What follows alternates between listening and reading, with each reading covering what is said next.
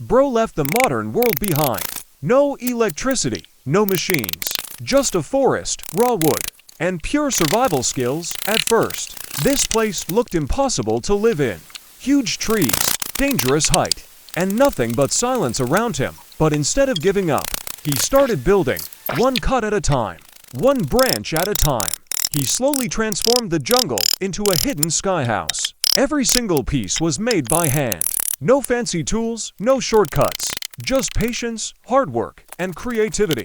While most people can't survive one day without comfort, this man created an entire shelter above the forest from scratch. The craziest part, he even built the structure high above the ground using only natural materials. Imagine waking up surrounded by nothing but trees, fresh air, and complete peace. This isn't just construction.